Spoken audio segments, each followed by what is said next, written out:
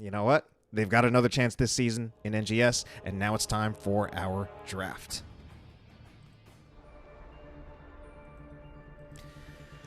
All right, then. So, for our draft, the most commonly played heroes out of Uncomfortably Numb, they actually have a three-way tie, unless there are any more heroes that they've also played 6 times, between Raynor, Hanzo, and Arthas. So it's an interesting trio. I like the Raynor and the Hanzo just because, in my opinion, it means they're prioritizing assassins that are actually good, which sounds like a weird way of saying it, but I very much believe in Hanzo and Raynor as heroes, so I do like to see a team actually prioritize those heroes. And then the Arthas is a far more interesting one, though, because Arthas is a hero that I believe is very inherently situational. In certain situations, extremely good. In certain other situations, quite bad. It's going to be a Zul ban coming out of Uncomfortably Numb. Meanwhile, on the other side of Jailbait, their most played heroes are ETC, which they've got 10 picks on, Rhaegar, showing a preference for some Bloodlust comps, and Yrel with 6 picks. Do they play much of Zul? I mean, these days, I think with how good Zul is, it's both something that you can expect to be banned out quite frequently, and at the same time, I think you want your solo laner to be reasonably proficient on that hero. Johanna will be banned out on the other side. Jailbait not exactly having a huge preference on that hero. They have played it 5 times, and I think, again, kind of like the situation with Zul, where you want your solo lane player to have a reasonably proficient Zul. You want your tank player to have a reasonably proficient Johanna. But Jailbait definitely has a preference for the ETC, so they would definitely rather play that if they can get it. Second ban going to be on the way. This one will be the Zagara ban, man. The Zagara ban. That is super strange. That is super strange. I'm not seeing a single pick on Zagara this entire season by Jailbait. I don't know if maybe they've played it in previous seasons. Ooh, I think it's saying that I think Famous is actually saying that it was an accident. I don't know if he actually meant to ban the TAS or to ban the Zagara. So that makes a little bit more sense. Meanwhile, it's actually Jailbait. They're going to be the ones to ban out the ETC, even though that's their most commonly played hero. And that will allow the Tassars to be picked up by Novus on the side of Uncomfortably Numb. So I don't know what was going on there. Maybe that was some mind games saying like, oh, we meant to ban TAS. And this remake, I have a feeling this remake request isn't entirely serious. But nevertheless, TAS is picked. Oh, okay, maybe not. I'm wrong, and maybe this remake request is completely serious. All right, then. So a little bit of an unexpected false start here to our series.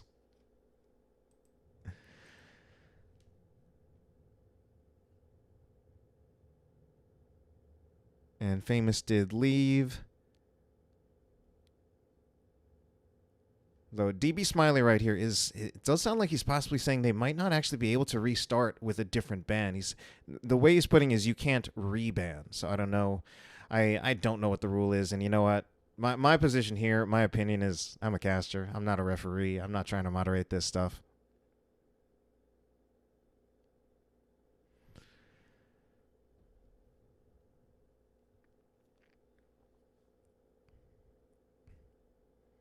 DB Smiley, and I'm assuming DB Smiley is actually the head caster, so he's actually a caster, but I don't. So he's definitely a lot more involved in the NGS community than I am, so maybe he does have some authority on this matter. And right now, the ruling from DB Smiley is saying that the draft is going to be restarted, and it has to be both the same bans as well as the same first pick. So whether or not it was an accident or not, apparently what happened needs to stand, and they just need to continue on in the draft with just what they had. So it's the first time that's ever happened. It's the first time I've ever had a false start in draft like that. And it does at least make sense in terms of the Zagara did not seem like a realistic ban. It's not like, first of all, Zagara is not exactly a huge priority hero for most people. And the fact that it's not even like Jailbait has shown that that's a hero that they even really play. To the extent that it is something that people would play, it would be very much like kind of like a specialty hero kind of thing. So just a review, just in case people missed it, we had a draft. It was happening. There was a strange Zagara ban. Famous from Uncomfortably Numb said it was supposed to be a TAS. And then after that, they first picked TAS. And Famous also said remake. And at first I thought it might have been a joke, but then apparently it wasn't. DB Smiley ruled that we had just have to restart the draft, make sure it's the same picks, same bands, and the first pick needs to be the same. Also, just to add on more, Ektar, I'm pretty sure the Zagara ban was, like, accidental.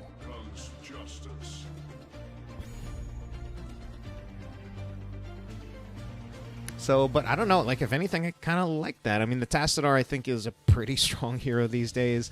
Very powerful poke coming out of that Shock Ray. I think his heroics, whether it's either the Archon or whether it's either an Archon or a Black Hole, I think both of those are quite good. I like Tassadar. I very much believe in Tassadar. A lot of the way I speak is that there are certain heroes that I believe in, and if teams pick those heroes, I think they have good chances. You know what other heroes I believe in? I definitely believe in Sylvanas right now, both in the current meta as well as on this map. Rhaegar, yes, also definitely a hero I believe in, someone who is generally considered pretty strong in the meta. Meanwhile, the Arthas going to be picked up by Famous, so that is the most commonly played frontlining hero out of Uncomfortably Numb. Now, I just looked at that from the hero's profile. The problem, of course, with Arthas is that he's classified as a tank by the game, but in practice, over the past 4 years, he is more commonly played in the solo lane position, where bruisers would normally be played. And I haven't actually checked. There are still definitely some people, especially more so at the amateur level, who will actually try to play Arthas as a main tank. I think Arthas as a main tank has a lot of weaknesses. I think it's usually not such a good choice, and we'll have to see. I could also dig a little bit deeper, go into kind of the match history for Uncomfortably Numb to see in matches. It does actually look like they do play Arthas as a main tank. They also like to play Arthas in Abathur compositions, which does make sense.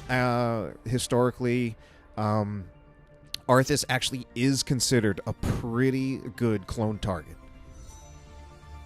And this dates way back, like to 2017 HGC. So there's most likely going to be an Arthas main tank then, which that's something I don't really believe in. I very much believe in Arthas as a solo laner. As a main tank, not so much. It's very much just going to be on Famous to try to prove me wrong here. See if he can take that game against... take the game against Jailbait. But you know what? Of course, one thing that's really, really strong about the Arthas is that if Uncomfortably Numb can win the Shrine, Syndragosa, if it is indeed Syndragosa, which I think is a little bit more likely if you have someone playing main tank Arthas, Syndragosa is very, very powerful, synergizing with the objective on this map, especially with the way that the objective targets heroes. So we're going to follow that up with a Dahaka pick as well as a Deckard pick. So, in fact, we've got heroes on both sides that can shut down the fort, which I think is something that's inherently very powerful on this map, where the Punisher has a lot of hero priority. So if you shut down the fort, then you really need your players to focus on the Punisher, but that also leaves you open for the Punisher to actually engage on you. And speaking of engage, I really like the Anuba Rack, even though it might not be viewed as the best overall tank. But what I like about the Anuba Rack is that if John Cena gets a stun, it's a very easy and very powerful follow-up that can come out of Anuba Rack. There have been times in my personal experience when playing as Anuba Rack on this map, I've been able to really snowball Punisher pushes very, very hard by just getting the follow-up engage on the Punisher stun using Anuba Rack. And I personally don't think any other tank is as good at it as Anuba Rack. Now, problem is, Anuba Rack that's one thing that Anuba Rack is very, very good at, but I think there are also a lot of other problems with Anuba Rack. Generally, the way he works, he's really focused on the single target blow up, at least in the sense that his cooldowns are so long that if you don't get a kill with your initiation, Anubrak doesn't do very much in the meantime other than just basic attack and I guess body block, which other tanks can do too, but not as well because they don't have as much health, or rather Anubrak doesn't do it as well because he doesn't have as much health to work with. But I'm dragging on. We've got a game to get into. Game number 1 between Uncomfortably Numb and Jailbait, starting here on Infernal Shrines. Going to be famous on that Arthas. We're going to have Pilot of Earth. He is on the Deckard, whereas it's Novus who's on the Tassadar. That was hard to read for a second. Kiknaz on the Raynor. I already said famous. Mr. Monkey Man on the Dahaka. On the other side, it'll be Jailbait. H2O will be playing as Leo. DB Smiley on the Rhaegar. Kobo will be playing as Falstad. Cathan on that Anubrak, and Fragastellar will be playing as the Sylvanas. I don't feel so. I like the Anubrak for what I see as the potential synergy with the objective. I don't feel the Anubrak matches their composition too well in the sense that I don't think either Sylvanas or Falstad are very good at really bursting a target down very quickly to follow up on Anubrak's initiation. It is also interesting to see the combination of both Sylvanas and Falstad. Normally I would feel that's almost like a little bit of an overlap. Both of these, they're kind of like hybrid assassins where they're a mix of auto attack and spell damage, but not quite excelling at either one. Falstad probably a little bit more on the side of auto attack, although he has gone for Gathering Storm, and Sylvanas probably a little bit more on the side of spell damage. So our rotation's going out. H2O actually rotating out of top and then going back into the middle. I think part of that, just the way that works out, is that part of just how, with the strong wave clear that Leoric has, especially once he gets Neil Peasants at 4, one of the things that you can do with him is just clear out your solo lane, then rotate and see if you can force a 5v4 in the other 2 lanes on the map. So siege camps will be picked up on both sides. Famous rotating down. And also another thing that I do want to say about these particular tank pickups is that I actually kind of like Arthas in terms of counter-initiating on Anubrak if Anubrak's initiation doesn't result in a kill. Because if Anubrak commits Burrow Charge to going in, he doesn't have a whole lot of in terms of getting out if Arthas decides to stick to him. So while members of Uncomfortably Numb find themselves busy clearing out this siege camp and pushing this lane a bit, that will allow the members of Jailbait to take the bottom siege camp.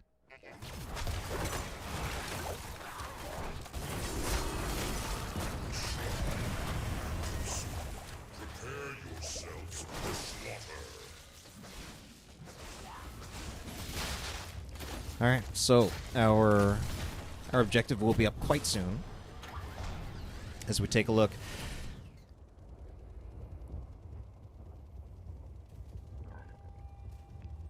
Do have a few stacking talents on both sides. There is that Gathering Storm that I've pointed out before. The Unfurling Shadows coming out, and I feel like a decent number of stacks already to have on that Unfurling Shadows this early on into the game. Meanwhile, stacks also for Arthas. I generally think of those as the more typical talents in those tiers. I mean, the truth be told, as someone who actually likes to play Arthas myself, I don't feel like I actually see Arthas that much. Oh my god, Arthas right here. He just can't die. He can't die. The counter-initiation going on. The tongue onto Fragastellar.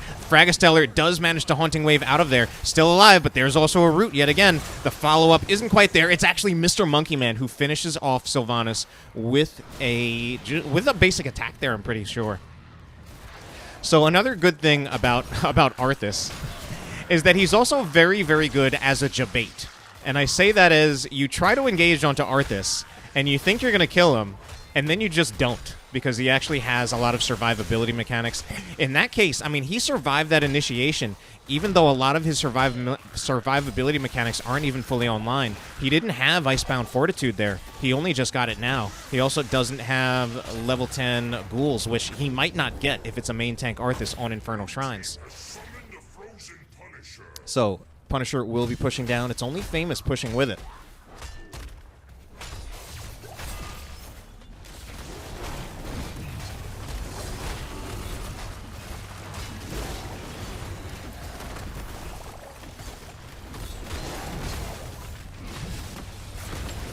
Okay, Punisher will secure the fort front wall, and that also gives a pretty nice experience lead in favor of Jailbait. They're looking over here, seeing if they can get Kobo, but nah, Kobo's in enough of a position, unless he can get tongued like that, which he didn't.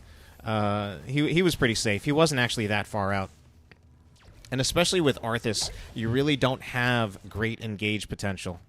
In fact, I would say kind of the dynamics of how these team fights should work out is that for the most part, I think Uncomfortably Numb doesn't have to worry too much about engaging. I think they really just kind of wait and they counter-engage.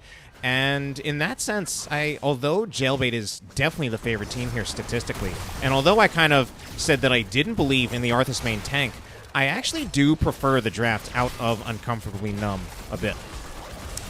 Kicknaz trying to go over there. They'll get another kill. So, but somehow a kill is traded out onto Kicknaz on that Raynor. I think he got chomped up by some of the beetles from Chthon. But I think the members of Uncomfortably Numb, I think they can afford to play the slow game. I think they've got the better sustained healing with the Deckard. I think they've got the better sustained damage with the Tassadar and the Raynor. And then they don't really have great engage tools, so I think they can just be willing to let Anubarak engage, punish him when he engages, and also try to just not let him out. So it will indeed be... Well, I don't know about indeed. That might not have been the right word. It will actually be the Army of the Dead out of Arthas, which is definitely the more typical talent, especially it's a tanking and survivability mechanic for him.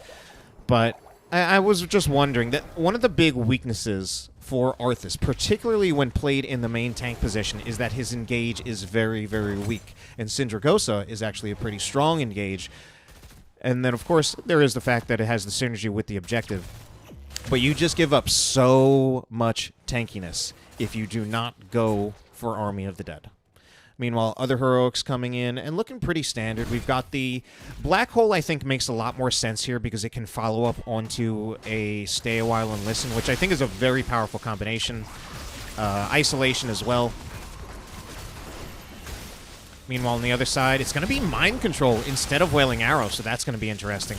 I was kind of talking about blow-up potential and feeling that the blow-up combo out of Jailbait doesn't strike me as that particularly well-designed, but I would have thought that Wailing Arrow would be something that could work well in that regard, but they really might look to see if they can elongate it by... actually elongate it with Mind Control. Mind Control, aside from the Mind Control, everything else looks pretty standard. The Mind Control is the biggest question mark, so we'll see what that does. So Deckard has already kind of set up here, placing 5 potions on the shrine itself. Famous will go in. Dahaka's not here, but neither is Leoric. Leo is going to start coming in.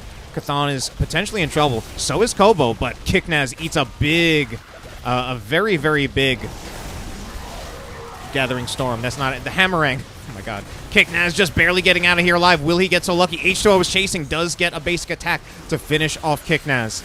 Meanwhile, Novus trying to trade out some kills, trying to see if he can snipe Kobo, but doesn't make it happen. He himself is really, really low. Mr. Monkey Man, I think, is going to go down as well if he doesn't find his way out of here. And that will be a team fight victory in favor of Jailbait. We do see the Ruby out of Deckard to try to give a lot of that huge healing value as we do see all of those Ruby potions coming out. Man, Famous still kind of going in there. I think he needs to be super careful. He did activate Icebound Fortitude, so he wasn't stunned for very long from the Impale, but in the end, down 2 members of his team, he's not going to be winning this fight. And unfortunately for him, for whatever happened here, the wall has actually already been destroyed. The towers haven't, so the towers will still be able to do damage to it. I guess in a way, it was kind of baited over anyway. But it does make it a little bit easier for the members of Jailbait to follow up. Like, if there's another John Cena stun, we could see something happen. Novus is letting himself getting really low. There's the stun. It misses, actually, but the Entomb is enough to result in a kill onto Famous. Oh, for a second there, I was worried that I might be lagging out of the game. Black Hole has to be used defensively by Novus, as this Punisher is still pushing. I mean, especially with the Sylvanas, you can get more value out of that Punisher push. Normally, you wouldn't expect a first Punisher to get that much value. Now, wait a minute. That was the second Punisher, right? Yeah, we're already at level 13. I don't know. You know what? I'm just gonna just try to hide that. I don't know what happened. I'm really actually just getting old, I suppose. I turned 33 in 2 days.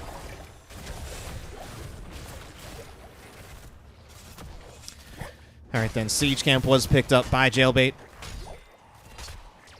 And NyQuil Friend with the raid. Thank you, buddy. Thank you for coming in with everybody right here. We're only just starting on this series, and this is the last series of NGS for the night. We're going to see those super potions coming out of Deckard Cain. A lot of 13 talent tiers coming in. Spectral Leech. So going for more of the auto attack Leo build. And I think that does actually work quite a bit well to put a lot of stress on the Leo, since Leo's normally very tanky, and he probably would continue to be very tanky with a Wraithwalk build. Oh my god, his famous trapped. He actually gets walled in there. Mind Control goes onto Kicknaz, but doesn't actually result in anything. Famous is still being chased around. He's trying to heal up with the ghouls. He's getting so low. H2O still chasing after him with that auto-attack Leo. Meanwhile, Novus is taking a lot of damage. Mr. Monkeyman does actually get an isolation, but I don't think it will result in much happening, and this will end up being an inconclusive fight. Cooldowns traded on both sides. One saved for the members of Jailbait. But it is a Gust, unless they're looking for a really big, ballsy Gust engage here. I don't think they're really going to use that or try to re-engage with it. It's also a level 16 talent tier advantage, though, so maybe they might want to take advantage of that while they have the time. Instead, they'll play a little bit more passively. They will just pick up the Siege Camp, maybe try to push with it. Push with it.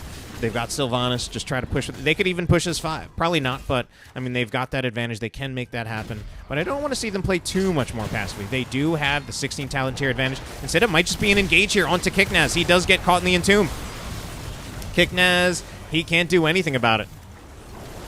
So Kicknaz, that's pretty rough for Kicknaz. He does have fight or flight, so literally the best thing he could do is just hit Adrenaline Rush whenever he finds himself. Oh, Mind Control goes on to Famous.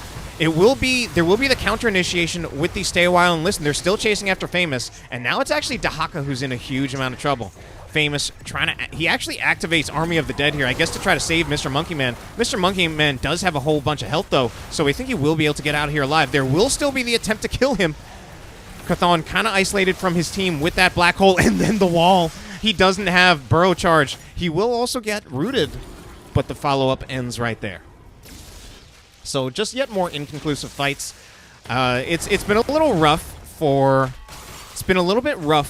Raynor, which also makes it a little bit disappointing that he got Bounty Hunter at level 16 instead of Paint Them Red, because Paint Them Red would at least let him buy a little bit more time, give him a little bit more of a chance to counter-engage and survive when he does get entombed. And I'm pretty sure it's generally the more common talent anyway. Hyperion will be committed for this engage. Famous already at about half health, so is Mr. Monkeyman, but of course he does activate that essence and he'll have a little bit more. Jailbait does disengage from the Hyperion. That does give positional advantage to Uncomfortably Numb. Unfortunately for them, they will lose Famous right there. Mr. Monkeyman is caught in the Entomb. There will be a Stay a While and Listen, but they get gusted in. Oh no. Pilot of Earth trying to save his teammate and will instead find himself being picked up as a kill as well. Chthon, wow, going in super deep. Yeah, I mean, they can have Leo solo this shrine. They can finish this off. They can get a kill on Novus. Absolutely. Excellent plays out of Jailbait. Really just showing off what a strong team that they are. I mean, that was really, they're really like, they were given an inch and they're really trying to take a mile here. Like if Pilot of Earth hadn't stepped up for that Stay a While, he might have been able to back off and not find himself get gusted by Kobo. So it could have been Pilot of Earth staying alive. And then, I mean, then there was then with a numerical advantage, they were able to push into the fort, get the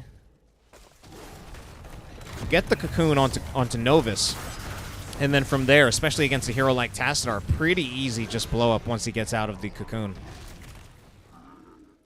So 39. They're waiting quite a long time though. Oh, they're really. This is. I mean, I actually really like what we're seeing. They're really maximizing their macro advantage. Once they get all of these siege camps, then H2O will just finish off the Punisher. Rather, the skeletal defenders to activate the Punisher. However, this does create a little bit of a problem. We now have a 5v4 in favor of Uncomfortably Numb. However, Cocoon did go out, but I think it's already been burned down, and this will actually be Chthon getting caught.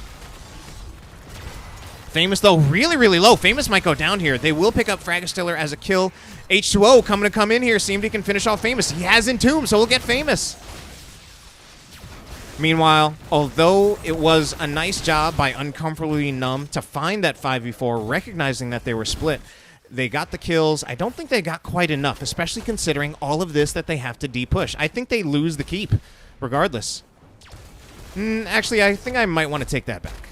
I'm not 100% sure. It's pretty close, but it might be just barely. But the members of Jailbait not letting up on the pressure. They will be pushing down the bottom lane as well. And in the end, oh my god, if they save this keep, it's really going to be just barely. Just barely. Some mortars come in from the Mortar Punisher. Who said the Mortar Punisher was the worst Punisher? Mortars coming in and actually finish off the Punisher. Oh no, Mr. Monkey Man. I think he needs to be a little bit careful here. He is a Dahaka, so he is very tanky. Oh, buried alive. Actually briefly silences Kicknaz, even though it didn't catch him in it. Interesting, just a little, I guess the way the engine works in terms of silencing and entombing.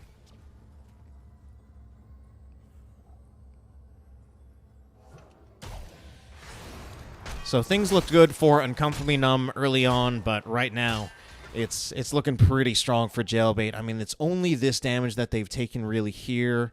Actually, they did lose a front wall in the middle lane as well, but this is the only fort that's even close to being down. And I think that didn't even come from a Punisher. I think it just came from a mercenary camp that was allowed to push. So 20 talent tier advantage for Jailbait, but it's not going to happen for much longer. Nevertheless, we might see the members of Jailbait right here. We might see Black Arrows used. We're actually going to see Mind Control used on Tassadar combined with the Entomb. There will be the Stay a While to counter-engage, but it's not going to prove to be enough. Most of these heroics, especially from Uncomfortably Numb, are mostly being used to counter-engage, but maybe they can finally pick up H2O here. He does actually manage to keep his Wraithwalk, so he will get out of there just fine. Even though we have 10 kills to 15, it also feels like there are so many times in this series when we see a lot of fights end pretty inconclusively with heroics traded out on both sides. Unfortunately for Jailbait, or rather, unfortunately for Uncomfortably Numb, right now most of their heroics are going out just reactively. And I guess that kind of has to... It does kind of play into their draft a little bit in terms of what I was saying before, that they have a lot of counter-initiation, but they're just not able to get too much done. And although they have the counter-initiation, there are definitely ways in which sometimes the proactive move is the better one. Especially, I think, once you have Buried Alive, I think that might even just be a little bit too strong. Really just needs to make sure that Deckard never gets caught in the Buried Alive himself so that he can always follow up. Ooh, Chthon's super low. Wow, he actually died. I think he died mid-burrow charge. So they found a pick on Chthon. Problem is, I don't know if they'll be able to really achieve a whole lot because the lane pressure is so rough against them. They've got to clear out this siege camp. They've got to clear out this siege camp. They've got to clear out this fat wave in this lane because they have no keep, and the members of Jailbait still have their fort and their keep. Another mind control. I think this one's really going to work. No, it's not. Fragastiller actually finds himself kind of getting caught here. Oh no! What happened to Fragastiller? He got the initiation with the mind control, and he initiated when their team was down one member. And although there's still definitely ways in which Jailbait is doing just fine in this game, they're starting to fall apart a little bit. They got one member caught out, and now they're staggering deaths. So I think it's extremely unlikely that the members of Jailbait are able to take this Punisher for themselves. Oh, but Novus potentially getting caught out here. Okay, Buried Alive was actually not used, and it is on the table. In fact, all heroics are still on the table for the members of Jailbait, but they are waiting for Sylvanas. So they might actually be waiting. They don't have Sylvanas, but they might be able to work regardless. Okay, counter initiation is there, though, in the form of that black hole. We're going to see the Gust used to kind of disengage. A Contagion goes out, does hit 2, but no further follow-up. Now, the Contagion doesn't get a whole lot of value in the sense that it didn't really produce any kills, but it is enough to just further scare the members of Jailbait off the field. Now we're going to have a Punisher pushing down the lane. The Punisher still has to go through a fort. It still has to go through a keep front wall and a keep, so it's got a lot of work to do. But right now it's doing pretty good work. And although we don't have a Syndragoso, we've got a frozen Punisher, which can disable the structures. So despite how well Jailbait is doing, this is a very, very strong position for Uncomfortably Numb. They're going to get down the keep front wall. They still have about a 70% Punisher, and it finally does activate it does deactivate. Meanwhile, we are going to see Famous will be caught. He will be caught in the Entomb, but once again, the counter engage by Pilot of Earth is there. Now, eventually, this Punisher will go down. They're still here. They're still here. I don't know if this is super risky. If they just go for it, like it's just straight up, just go for the team fight. They are underneath the core. The core is actually already taking permanent damage, and the first kill will go in favor of Uncomfortably Numb. But I think Famous might just be traded out. Unfortunately, he wasn't able to step on a potion. I think it was stolen by Pilot of Earth. Kobo's so close to going down, but I think Kiknaz actually goes down first. Fragastellar here as well. Fragastellar, I think, does go down. It's so close. Mr. Monkey Man also super low, but a Haunting Wave is there. Wow, the members of Uncomfortably Numb actually continuing to push. They even have, they've got the Bottomless Flask from Deckard, but it looks like they finally will decide to disengage. I actually thought, once the Sylvanas was dead, I thought they were going to continue to push. Problem for them is they're about to lose their bottom keep, and they did take some permanent damage on the core of their own coming from the lane pressure in that top lane. So that was, if I'm Jailbait, although Jailbait has looked like the better team for much of this game, I would say, yeah, if I'm Jailbait, like probably my blood pressure's going up a little bit after that scenario. So 20 talents here in for both teams. The only one I really or actually there were two that I pointed out, which was the Bottomless Flask as well as the Buried Alive. Do we have any other interesting 20 talents? Oh, I did point out the Contagion. Definitely another Playmaker level 20 upgrade. And I'd say probably Nexus Frenzy? Wow, we got a Nexus Frenzy Falstad? My God. I don't know if I've ever seen Nexus Frenzy, aside from the time that I picked it in 2015 when I was playing Quick Match and I first played the game. Because aside from that, I'd say probably the biggest Playmaker after that is the Rewind from Anubarak. If you talk about single target blow-up, Anubarak can do a lot of single target blow-up even just by himself with that. Especially if it's on a squishier target.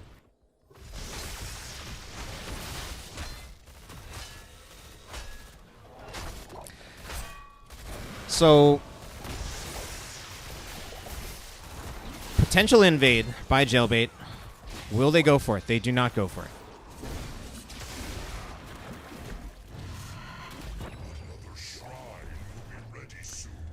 Okay, now Bruiser Camp in this lane is definitely very good for the members of Uncomfortably Numb. It buys them some time, although it looks like it's actually just going to force the rotation by... If anything, that Bruiser Camp might not have been timed well enough, because it forces the rotation by Jailbait, but it forces the rotation at a decent time. It does look like they will actually be a little bit late to the shrine because of it, but they now still have a lane pressure advantage in the top lane again.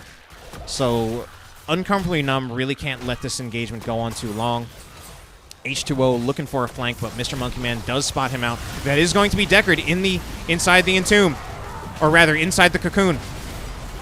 Finally, we have the counter engage. H2O still trying to work on Famous, but Famous will... Oh my God, first kill actually just goes onto Sylvana. She just blew up there. I wasn't even entirely sure how. Mr. Monkey Man still moving forward. He does have that enhanced agility, so he does get a lot of movement speed coming out of here. He'll get a drag. That should be the kill onto H2O. And even though this is Leoric and he can cheat death a bit, the time is just going to take so long at level 20. 24 minutes into the game. Now, unfortunately for the members of Uncomfortably Numb, they do have to deal with this lane, and we even see Deckard's actually moving over here, probably just looking to put some pressure in those other lanes. Ooh, they picked up a kill on Anubarak. Man, things are just really snowballing out of the favor and out of the control of Jailbait. There were just so many ways in which they look so much stronger in the mid game, but they're falling apart in this late game. It's actually really lucky for for Uncomfortably Numb that they do have this Dahaka, that he actually can spend some time deep pushing this and then eventually come in here. Unfortunately, he can't really go to such a good position because there are no more steam vents. Once you get this far onto the map, he'll have to burrow in all the way back there, and he'll be coming in a little bit late. I think he might want to come in pretty soon, even though I know he's trying to do that pressure. Where's he going? Does he not have burrow? Or brush stalk, as it's really called? Okay, finally he's coming in. H2O is getting pretty low here, but Mind Control does go into Novus. Here is... Oh, wait. Oh, Decker this time was caught in the Entomb, so he didn't get to stay a while and listen, but it looks like it doesn't matter. The engage advantage still going in favor of Uncomfortably Numb. Big John Cena stun hitting 2. Hyperion is also committed. Gust will try to knock the members of Uncomfortably Numb away as they try to finish off this keep. And I think that will be Uncomfortably Numb taking game number 1. My God.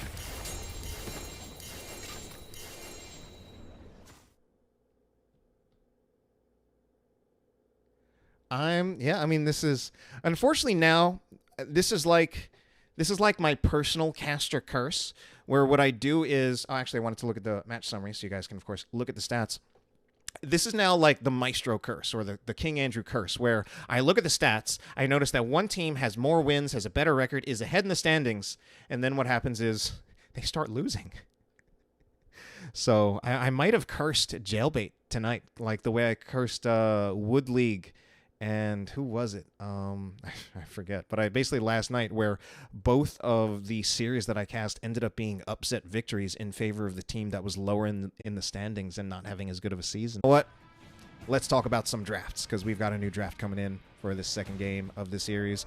Yeah, I mean, kind of like this is now the third series where I'm honestly surprised that we're going, basically, that the team that I labeled as the underdog is leading going into game 2. So it's certainly, and I'm happy about it, though. I'm happy about it because it means that this is going to be, honestly, a much more even series than I thought it would be. Also, a pretty decent chance.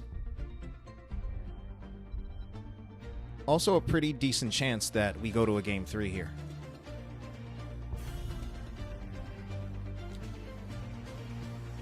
I don't think it would take too much coordination to just get Entomb and Wailing Arrow. Like, I think that's reasonable. I think that's within the realm of possibility for players in Div B. I think it's honestly also in the realm of possibility for players like even Div C. And I've seen Div D teams that have had coordination to combine their heroics. I don't think Entomb and Wailing Arrow is too hard, at least if we're just talking about the Entomb target. My theoretical situation where I'm saying catch both the Entomb target and whoever's behind it. Now that might be a little bit harder. Anyway, let's talk about our bans in this game. Heavy focus on the auto attack heroes. The Rainer and the Greymane will be banned out by Jailbait, and it's going to be the Tassadar banned out by Uncomfortably Numb. Of course, last game, presumably they meant to ban the Tassadar. Instead, they ended up taking it.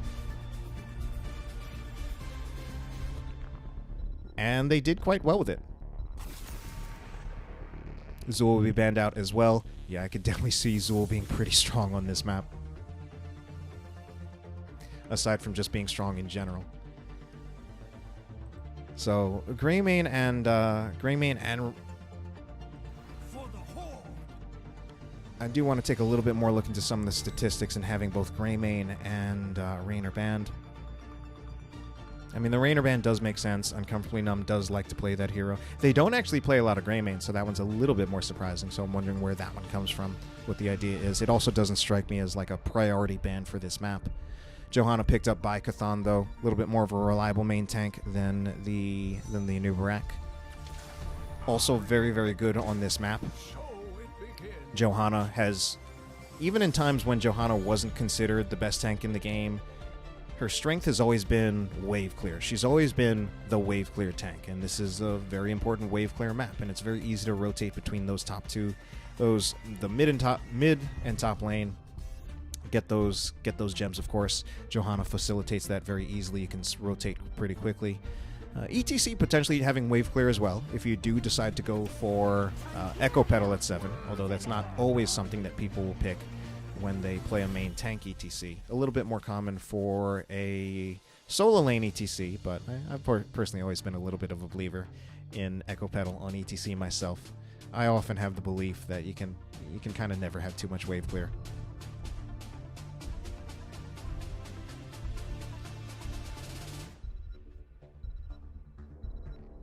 Deckard picked up again, but apparently it's a different player. So I actually just realized we do have actually players subbed out. Patches is now coming in as the Deckard.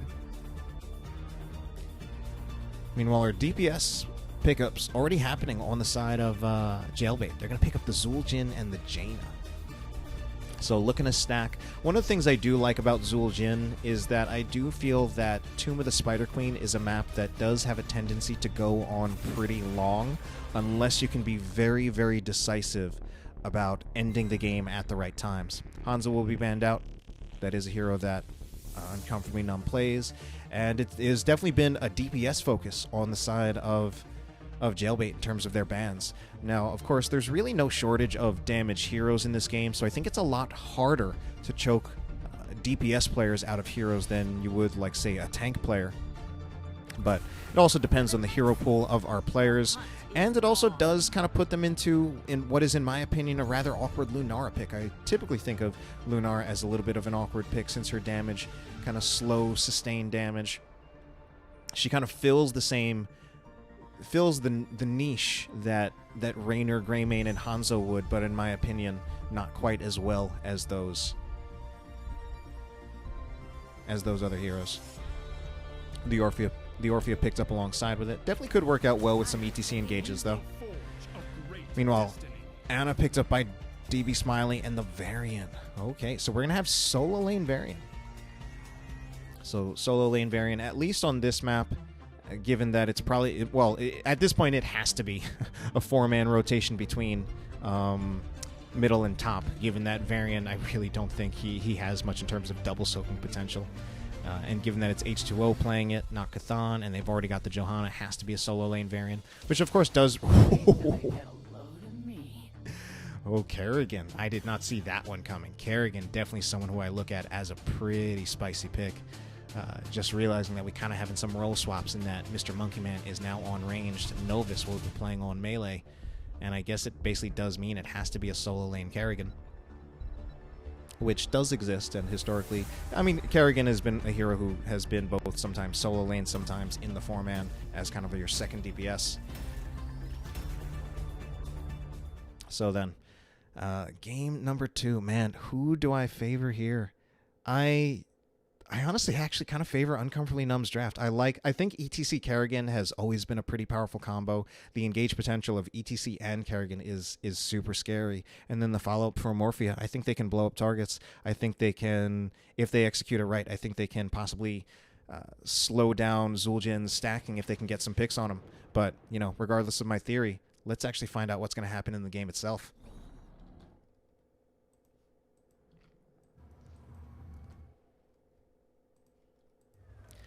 So, game number 2 will be on Tomb of the Spider Queen. We are going to have Uncomfortably Numb here, actually leading in this series. Novus on the Kerrigan, Kicknaz on the Lunara. Mr. Monkeyman will be playing as Orphea, Famous on the ETC, and Patches will be playing as the Deckard Cain. On the other side, Fragastellar will be on Zul'jin, DB Smiley on the Ana, Kobo on Jaina, H2O will be playing as the Varian, and finally, of course, Cathan will be playing as Johanna.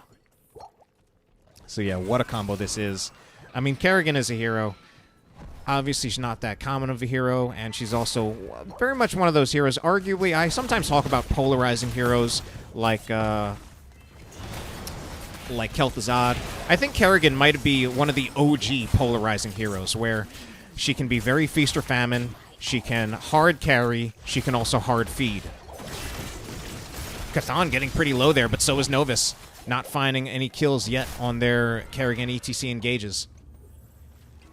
Famous will come over here, lead the charge of the 4-man on the side of Uncomfortably Numb, trying to clear this wave.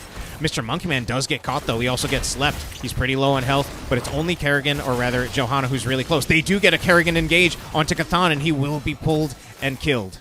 Meanwhile, Kobo is getting, I think, trying to pick up some gems, but I think he'll be killed, too. It actually really surprises me that Kobo did not go down there. A few clutch heals coming out from DB Smiley. So, as it turns out, yeah, you know what? Our chat was right in that it was a Lunara in the solo lane, which I understand the reasoning for that now. That they want the Kerrigan in the 4-man because they want to threaten those ETC Kerrigan engages. I don't actually like the idea of Lunara in the solo lane that much, but I guess she can do okay just staying at range, staying out away from Varian. Meanwhile, a lot more is going on over here. Novus does ravage forward onto Chthon, but ETC is not there. No, ETC is there with him, but there wasn't Mr. Monkey Man, and I think they need Mr. Monkey Man with them to really threaten a kill when ETC and Kerrigan go for their engage. Another stun. It's onto Fragastellar. I feel like that power slide might have been a little bit early. I don't think they get the kill on Fragastellar this time. So Uncomfortably Numb, they do have the first kill. They've got very slight experience advantage. I think the more I look at this Kerrigan, I'm starting to feel like it's a double-edged sword, but they'll be able to possibly pick up a kill on Kobo. They will get it. I feel like it's a double-edged sword because inherently, in their rotations, they want to look for kills. They want to be engaging. They want to, because I think Kerrigan is also a very strong early game hero. Unfortunately, that also means that they will often find themselves volunteering themselves into fights against the Zul'jin, and if they don't specifically get the kills on the Zul'jin, then I feel like he gets more stacks, because he'll be able to survive the fight, get more basic attacks, not die, and spend time in spawn. Kicknaz and Novus will be taking this. It's a 2v1 at the moment, though. But there are going to be some more rotations coming in. Kobo and Mr. Monkey Man coming to support. H2O, though, looking for the taunt onto Mr. Monkey Man, and that will be the first kill for Jailbait. Camp was nevertheless picked up by the members of Uncomfortably Numb, as we do see many of the players now rotating down here. Okay, they're going to look for a kill, possibly on Fragastellar. I think Novus needs to find something if he wants to find a kill, but he kind of moved out of there. I feel like I don't know if maybe he just didn't have cooldown on Ravage ready. Oh, but now it's going to be a 5v4 engage coming out of Jailbait. Taunt will go on to Novus, but he has enough health that I think he can disengage here safely if he wants to, and it's mostly just Kicknaz and Patches who need to be a little bit careful here. Meanwhile, Mr. Monkey Man going to take over some wave clear duties just by himself here. So Taunt is out for Varian. Ooh, we got a Conviction Johanna. I'm honestly, personally, very happy to see that.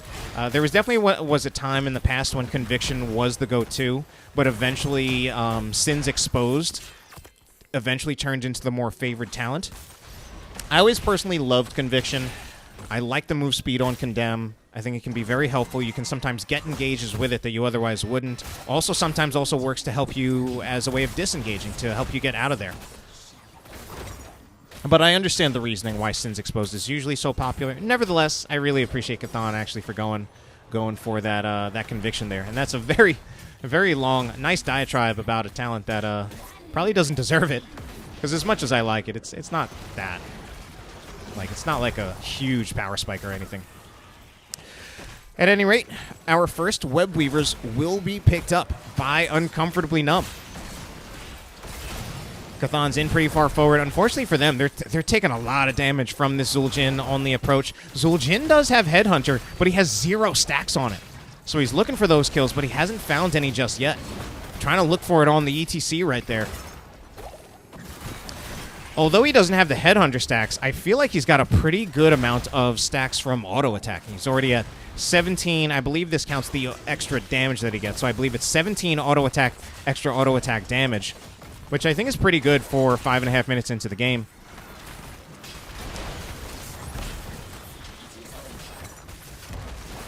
Okay, push has kind of ended. At least Web Weavers have ended. 3-man Condemn will hit by Chthon. And here's H2O coming out on the backline. He'll look for a taunt. He's going to put it onto Novus, but there's already so much damage going on to Kobo.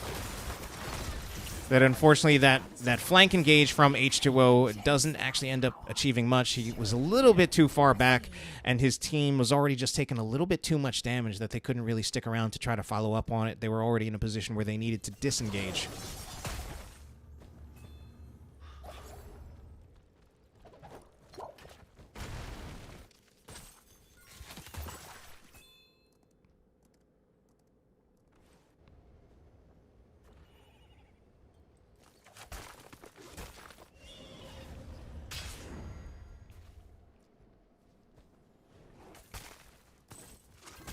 All right, not too much happening right now. We do, of course, have enough gems on the side of Jailbait that they can get a turn in. However, they are at a level 10 talent tier disadvantage. So how will we see the members of Uncomfortably Numb potentially take advantage of this? We've got to see a Bruiser Camp pushing in both lanes, so both these teams will have the spell armor coming from that. Famous being a little bit more aggressive with his engage, though, did use power slide. Meanwhile, while that's happening, though, Varian was able to turn in his gems, so it's only 4 gems left for the members of Jailbait to get a turn in. Level 10 talent tier is also here now for both teams. Oh, H2O was caught out by himself. I actually don't like that power slide. I mean, yes, you got the stun, but that stun also meant that you didn't have the body blocking anymore. Yeah, unfortunately there, I mean, I know it was the stun, but I actually think the power slide there was a mistake. I think it needed to be, like, face melt, body block, and then once it looks like Varian is actually able to get around the body block, then power slide. A lot of things going on right here. It's going to be Johanna, who's really, really low. Oh, she's dancing in the mosh pit, and so is H2O on that Varian.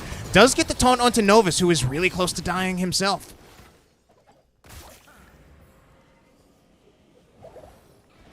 So another engagement victory going in favor of Uncomfortably Numb, which does also mean that they should get another Webweaver turn-in. So this is going to be a second Webweaver turn-in. Part of what's also risky about this, aside from, it's just back-to-back Webweaver turn-ins, that means that we've now got plenty of unturned gems on the side of Jailbait, and they're going to have to find themselves defending, and they might need to be very careful. What's more important, keeping their structures or keeping their gems? Obviously, it's going to have to be a little bit of a balance of both. As they try to position this top one, I'm not sure how much of this top... I think at this point, I think this fort goes down for sure. I really don't see this fort staying alive. Wave has been cleared by Uncomfortably Numb. Novus tanking some of that damage, but the Webweaver finally makes it here. And they'll probably even just focus on this top. I mean, they've still got a pretty healthy Webweaver, even though it's starting to lose health. And I think they might, if they really play it well, they might be able to get the keep front wall here, which is fantastic. Only the second Webweaver phase. They might get keep front wall.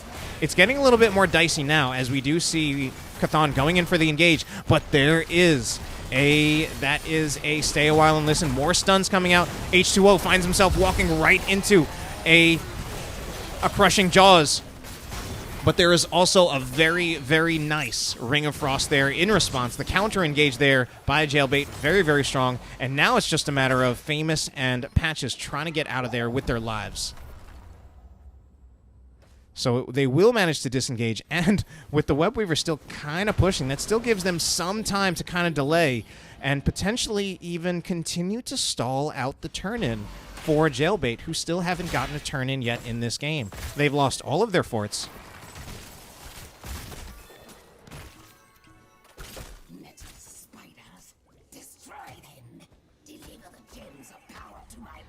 But what is the play here for Uncomfortably Numb? I guess it's just try to zone them out. Try to zone Jailbait out of... Oh, DB Smiley may have gone a little bit too far forward. Kerrigan combo does not connect. Oh, no. Instead, it's Novus who steps out too far forward. Oh, no. And there's a Blessed Shield. Goes in. Famous is at half health, but does still have Power Slide.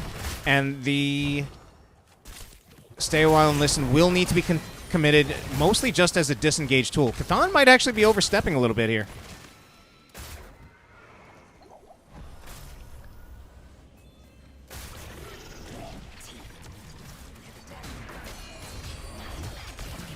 Alright, Famous does manage to power slide out, getting away from that Varian engage. Varian does have 21 gems. This is now actually a Web Weaver turn-in on the side of Jailbait, but Uncomfortably Numb seems to be looking for an engage somewhere. Cathan, does he have Iron Skin? Oh, might not matter. Famous is not able to get close enough for the successful power slide engage. Monkey Man about to get engaged on by Varian. Taunt is available. That was super close by Monkey Man. I think he just barely got that Shadow Waltz movement in time to get away from the taunt. H2O still looking for it, though. He does get the taunt. Mr. Monkey Man, he doesn't go into the Ring of Frost, and that is pretty helpful, but he's still standing around in a blizzard. So kill does go out onto Mr. Monkey Man. Another one will go out onto Novus, and the third onto Famous. Oh, no. Kicknaz is still in here as well. That should be... Okay, one kill is traded out, but I think they get another one onto Kicknaz. Meanwhile, he picks up a fat potion. What does he have? He finally does have Leaping Strike. If he can get a Leaping Strike maybe over... Oh, no, I was going to say, try to get a Leaping Strike over Varian. It might be enough. I think he gets out of here alive. Ooh, but he has to worry about the Web Weaver attack as well. So nice escape. The great escape by Kicknaz here. But a lot of structure damage going to happen on the side of Jailbait. They did already secure the top fort. They will now start to have a chance to push down the Keep front wall. Keep front wall was taken by Uncomfortably Numb, but it does look like Jailbait will back up. Web Weaver just ultimately took too much damage walking down that lane.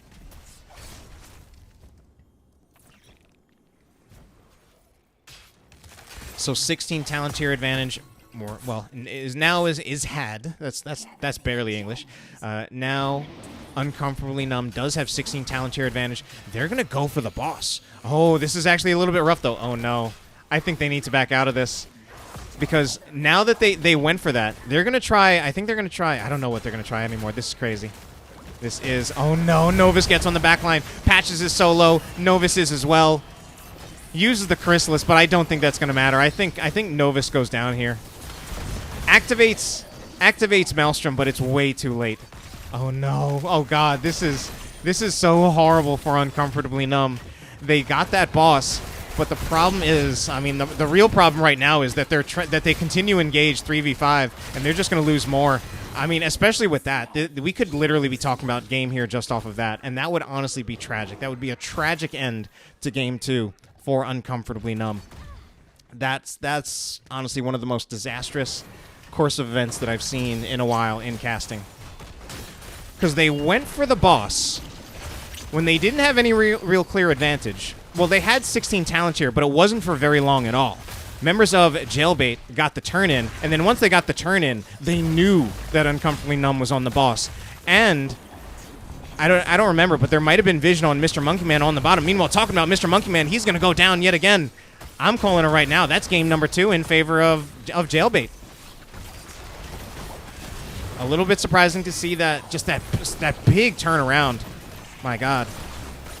And this will be Famous going down as well. That's absolutely game 2 in favor of Jailbait.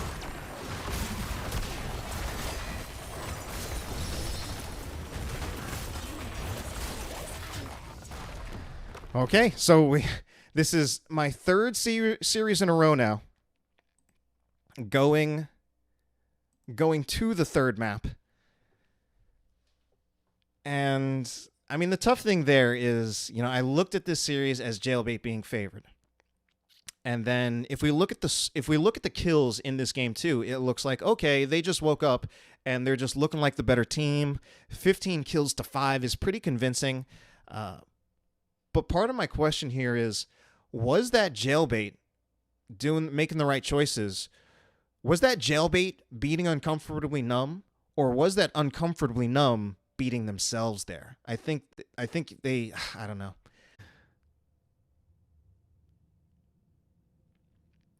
All right, then. We do have our lobby up. I'm ready. I've let them know we're ready. And now we've got our draft.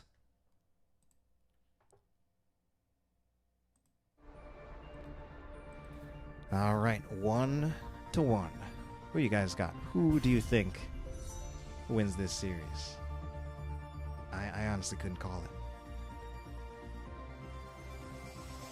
I guess, I don't know. In the end, I think I might I think I might still in the end say that, like, I don't know. Like, I'm very split. Like, I might say, like, 55-40, maybe 60-40, that I think Jailbait eventually takes. That's my prediction.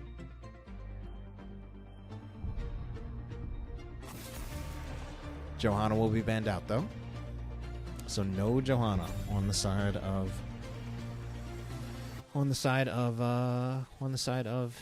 Jailbait.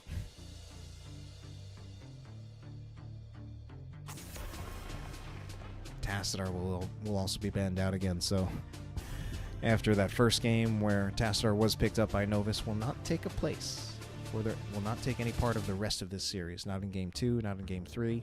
Tassadar has been played, yeah. I mean, Uncomfortably Numb, including the first game in this series, they have played Tassadar 5 times, so that is a hero that they play. Haven't actually gotten a chance. Well, actually, I forget. They might have played Raynor in Game 1. Haven't gotten a chance to see the Hanzo on the side of Uncomfortably Numb. I do like to see Hanzos personally. Someone who I do look at as kind of a very meta hero. Someone who I think you can fit into a lot of compositions. Instead, it will be the Raynor banned out. So Raynor, there's still a DPS focus on the side of,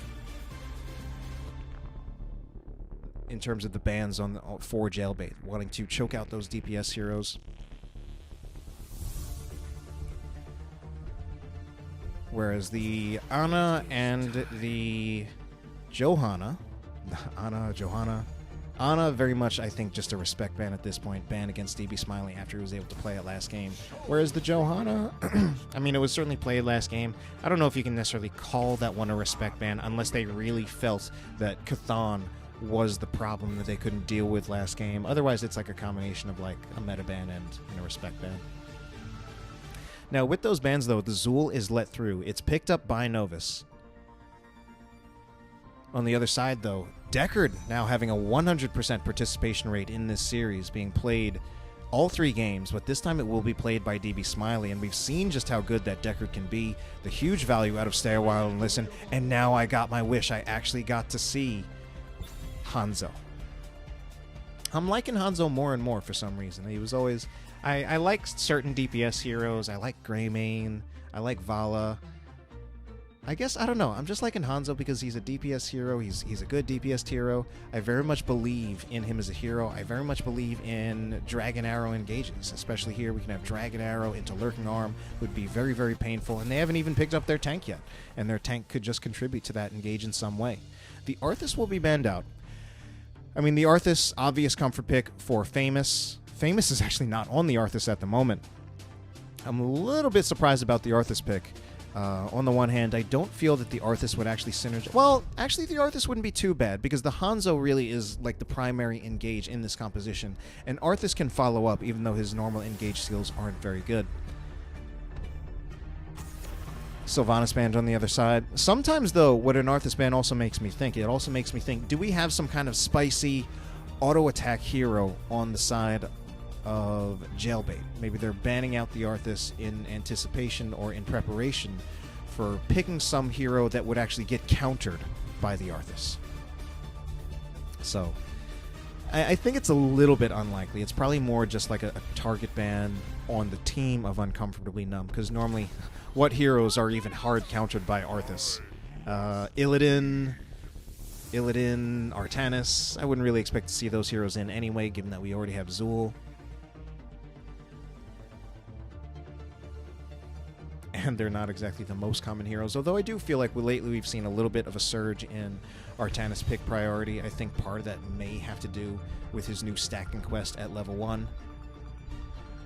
Meanwhile, it's going to be the Chromie as well as the Mal'Ganis picked up on the side of Jailbait. What will our final 2 picks be from Uncomfortably Numb? It's going to be a Muradin. This is a really strange one in my opinion. We've got Muradin as a tank, and Muradin is a tank that's a hero who I don't believe in very much. Muradin as your tank, when there's still plenty of other good options. I mean, still have Garrosh is up. I would even go, yeah, Garrosh is up, and then I guess after that it's like Diablo, Anubarak. Yeah, the choices were actually looking a little bit thin. But the double the double bruiser or the double solo laner is also very, very interesting for Uncomfortably Numb. My guess is it's going to be, should probably be Malthael in the solo lane and Zul in the foreman. That, I think, makes a little bit more sense to me because you have more of that engage potential from Zul with the Bone Prison and the pick potential as well.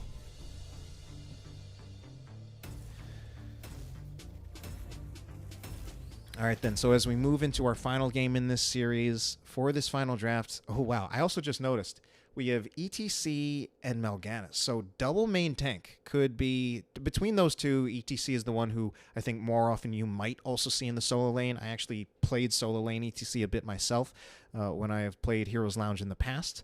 Mal'Ganis solo lane, I think I have seen that, but that would strike me as a little bit stranger. And I don't think it would be quite as good. But you know what? Regardless of what I think, it's time. It's time for game number 3 in this series. It's tied 1-1. We've got Uncomfortably Numb on the blue team on the left side. Going to be Famous, not playing tank this time. He will be playing as the Hanzo. Pilot of Earth will be playing as the Malthael. Novus on the Zul. Patches will be playing as the Stukov. And finally, it is... I can't even see who's the Murden. I literally can't see it. It is, I can't even tell. Kiknaz on the Murden. So, yeah, a lot of role swaps. So, not consistent roles for that team. Meanwhile, on the side of the right side, the red team, it's going to be Jailbait. Fragastellar on the Greymane, Cathan on the ETC, H2O playing as Mal'Ganis, Kobo on the Chromie, and finally, DB Smiley will be playing as... the Deckard. All right, initial engagement right here. Triple sleep. Triple sleep, followed up by a big root. A lot of damage already going onto the members of Uncomfortably Numb. But the first kill ends up going on to Cathan on that ETC. A little bit surprising to see that. Kiknaz now chasing after Kobo. Let's get some talents in here so we can take a look and see what our early talents are. So, ooh, some nice stacking by Famous on that Hanzo. Already 8 out of 20 stacks on the Hanzo in under a minute. That's very, very good timing. I mean, it's not really the hardest quest to stack, and usually it's one that you will eventually stack it, but that is pretty fast.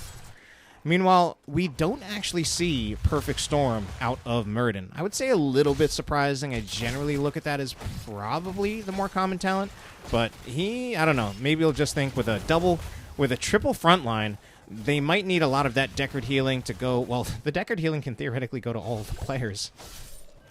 But I don't know, maybe Kiknaz is just worried about tanking a lot of damage and being able to top himself up. You know, with that third wind, Kiknaz basically doesn't even need a healer outside of combat. He can basically heal himself. Though I'm still, honestly, this time I do favor the draft. Oh, Novus is going to get caught by a power slide. This time I do personally favor the draft out of Jailbait. I think members of Uncomfortably Numb, they just need to be really decisive with some of their picks with the Bone Prison in their rotations. Because in the team fight, I honestly don't really feel that they have the better team fighting composition. They're really going to have to pull off some magic to prove me wrong on that one, I think. Kiknaz trying to zone for his team. We do see the rotation by Pilot of Earth. He does have On a Pale Horse, so he is able to join here, and he is able to force this into being a 5v4. Fragastellar is low, but who is even lower? It is Cathan, and he will go down. So first 2 kills are going in favor of Uncomfortably Numb here, in contrast to what I was saying about how they don't have as good of a team fighting composition. But again, we have to consider that was a 5v4, and we're really just going to have to see how things go when it comes down to a 5v5 on the beacon. Meanwhile, Famous will work on clearing this up. Famous does not have W build, though. Just kidding. He has W build, but he does not have the Stormbow talent, the exploding arrows at 4. So his wave clear is going to be a little bit weak.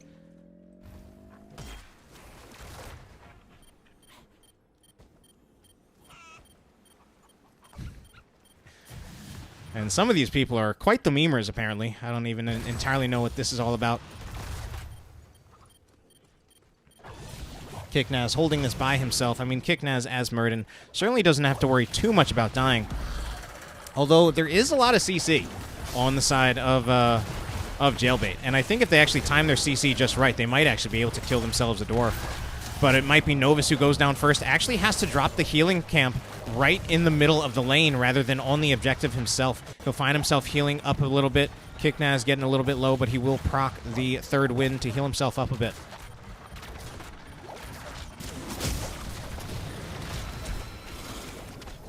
Man, I didn't realize Stukov had a persistent channeling sound on Lurking Arm. I think that might just be for that particular skin. So, Uncomfortably Numb do get 97% on the objective. They are a full 100%. They are more than a full level ahead of Jailbait, that's actually pretty amazing. They only have 2 kills in their favor. I guess they just really have the better end of soaking, and that might actually come from having the Zool and the Malthael. They've got the better solo laning clear. They've also got the better wave clear in the 4-man as well. So I don't know if maybe they win this game on wave clear. Cathan looking for a power slide, does get in. H2O now trying to get out. He actually goes in. He finds himself body blocked, but look at that Ruby value. Oh my god, Ruby. What a talent, that Ruby. And the first kill will actually happen against Uncomfortably Numb. Well, actually, I guess that wasn't the first kill, but a kill will happen for Jailbait. And with that kill, they're actually able to take the Protector. This is actually starting to look really rough. That was some huge Ruby value. And I'm a little disappointed that way I don't have some of my favorite friends in chat to share with me the appreciation for the Ruby value. But for those of you who are in chat, I appreciate you guys as well. And I hope you guys can appreciate the Ruby value.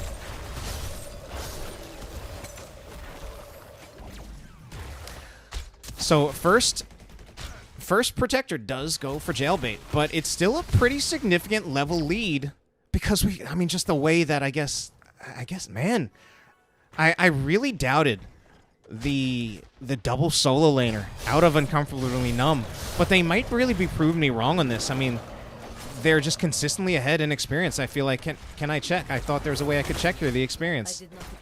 Maybe I can't check it. Maybe they can check it in-game. Wailing Arrow goes out, and that's not a Wailing Arrow. That's a Dragon Arrow. Can they get a kill, though? Silence goes on to Mal'Ganis, but unfortunately, the engage is just too close to the fort and the front wall. And that they aren't able to get the kills there. So, just to give a little bit more background about why I really obsessed over that Ruby. So, some of the people I play with some of you guys might know Nyquil, another caster. I play a bit with him. I used to be a teammate with him in Heroes Lounge in NGS. And I also play a little bit with some of the Team Tiny people. And I don't know, it's just a big thing with us where we'll be playing a brawl, and whenever we get a Deckard or something, and anyone gets a Ruby, we just all shout out, Ruby value! But anyway, back to our game at hand. We will see the members of Jailbait start to make a move for the support camp, and I think they will get it. Yeah, especially Novus does find himself stuck in a time trap, can't join that engage. Now he's stuck behind a power slide. Now he's getting stuck in with some claws. He does finally get killed. I thought he might just barely get out of there. Pilot of Earth does also need to be careful as well. Oh, he does get killed. So, on the one hand, I doubted... now, here's where my doubts about the double bruiser, I feel, are starting to feel a little bit more validated again. Where, okay, they get a lot of macro presence out of having both Zool and Malthael, but I don't feel that they really have a great, strong team fighting composition. And meanwhile, the double main tank out of Jailbait, although that, I definitely had some doubts about that too. Malthael level 7 is Touch of Death. Although I definitely had some doubts about the double main tank as well. At least when it comes down to the team fight, I would favor the team that actually does have the double main tank. So, and it does actually look like it is indeed Mal'Ganis in the solo lane. Mal'Ganis not exactly great wave clear in that regard. ETC even has Echo Pedal, so I feel like he would be the better solo laner, but oh well. And we do indeed have a Mosh Pit ETC, so no solo lane ETC looking to stage dive in. So Touch of Death, we did say Touch of Death. I mean, certainly a lot of healing potential coming out of Deckard, especially with that Ruby value. Control it and you can pilot the protector.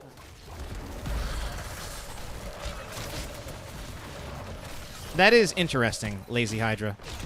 Before you could expound upon it further, I wanted to ask, why do you think it takes his engage potential away? Because you're using rubies instead of sapphires? And then you kind of answered the question. And threw in the emerald thing as well. But anyway, big team fight going down right here. Kiknaz stuck in the time trap. Sleep goes out onto 2.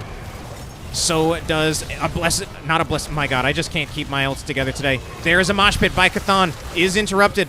And now Chthon's in a little bit of an awkward position. Does get a heal though, and the kill does go on to Zul first. I don't know. I might have just taken off a little bit more than I can chew with all these casts these days, going to 3 games, and oh no, the interrupts. So they really can actually kill a Murden. They can get all those stuns, those roots, and they can kill a Murden. Man, just having the hardest time today.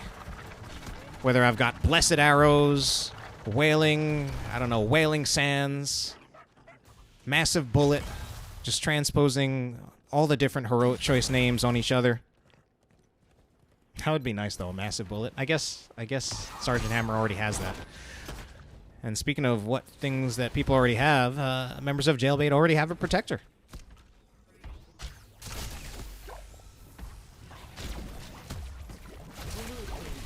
So another Protector picked up by Jailbait. They'll push down this top fort. Interesting to see them focus on this top fort. Typically, sometimes what I see is people will try to rotate this down to the bottom lane, try to work on the bottom fort, maybe work on some of the front walls because they want to open up the bottom lane for the next objective phase. Another arrow goes out. Oh no! Clean miss on that arrow. It's an NA arrow. Meanwhile, we've got a 3-man sleep. Actually, the sleep did hit 4, but some of them were woken up before the final sleep did activate.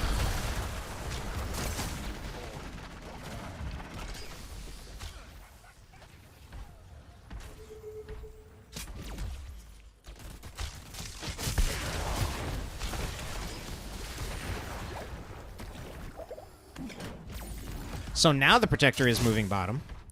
Protector, let's see what value it can get here. Unfortunately, it finds itself having to clear a wave, and it's only got 10 seconds left, so it won't be able to really get any value on the bottom, on the fort front wall in the bottom.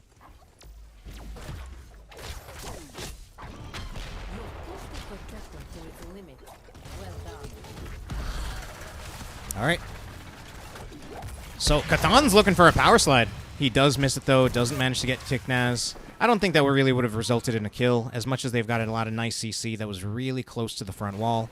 Meanwhile, we do see Novus going back to soaking, and with that soak, we are having a level lead yet again for the members of Uncomfortably Numb. But can they convert that into anything? This is now a 4v4 engage, but Chthon's going to come here to join his team sooner. Novus is going to make it in here, but Kiknaz is already about 30% of his health. Where is the interrupt? There's no interrupt to stop Chthon, and since there's no interrupt, that does mean that that just will be the kill onto Muradin. More kills going to go out. Okay, actually, it is Uncomfortably Numb who does have more kills. Famous is super low, though, so it's a hard time for him to try to contribute to this team fight. Okay, some heals come in for Famous, those fat Stukov heals. Such healing. Much life out of this Stukov. Incredibly fast wave clear out of Novus as well. So I guess at this point, I would just assume one of the things that perhaps Uncomfortably Numb would have to be looking for is seeing if they can continue to use this macro pressure with the Zul as well as the Malthael to try to get themselves a 20 talent tier advantage, but then they really need to be decisive and do something with that 20 talent tier advantage. Novus, oh, we have a pause.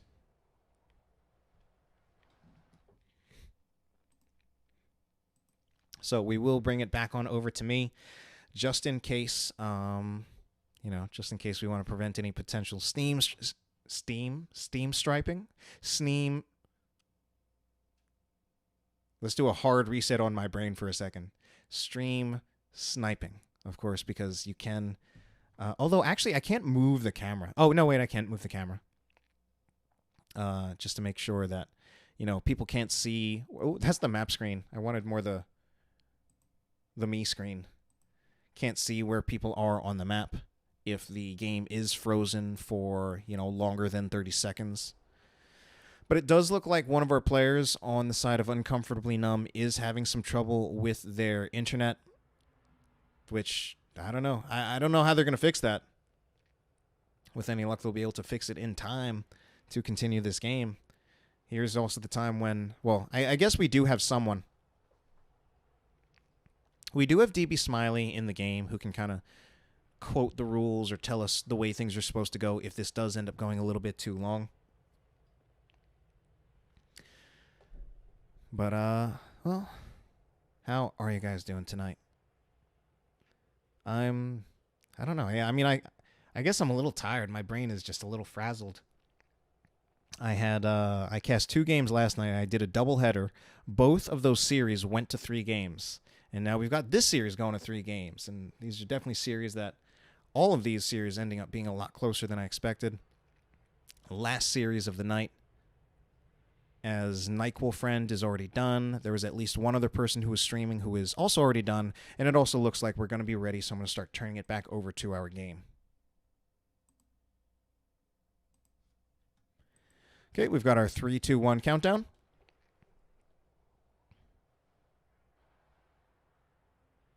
Don't quite have it yet. Kicknaz is the one who needs to pause. Oh, I need to unpause. Didn't realize.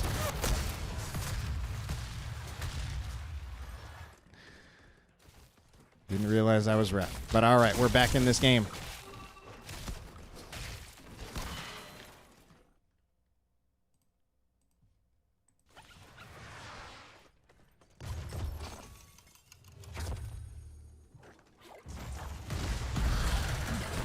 All right, then. Oh, Patches needs to be a little bit careful there. He's the only one there. Wave is pushed in. ETC was there. Possibly even could have engaged past the fort. I feel like there might have been enough follow-up blow-up there that they could have even killed Patches if he stepped out a little bit too far.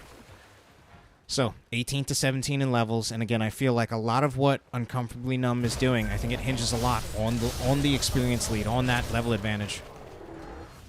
But unfortunately for them, I think they're coming to a time when, certainly at the start of this next beacon, they won't have level 20 talent tier advantage, but they can continue to just kind of play around it, maybe even give up some percentage, get level 20, and then go to the shrine or the beacon.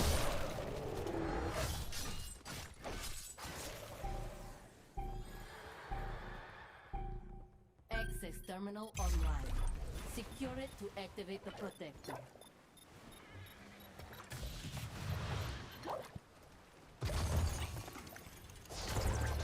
All right, then. They're going there now. They just decide they want to contest it now, take the even talent tier fight. They will get the engage onto Chromie. Oh, that was actually a great engage. Very, very clean engage onto Chromie. Meanwhile, Novus is actually going in pretty far away from his team and not much health.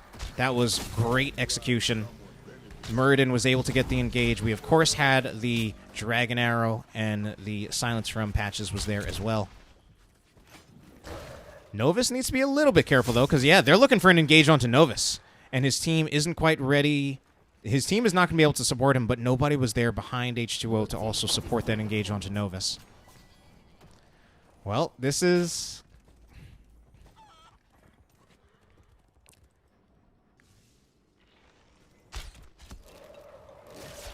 Well, this is very much a moment in truth kind of time. After this objective, I think a lot hinges on how much value does Uncomfortably Numb actually get out of this. Because I feel like so much of their game plan has hinged on having an experience lead, and we will finally get to the point in the game when an experience lead will not really matter much once both teams have level 20. Okay, Triglav Protector is picked up.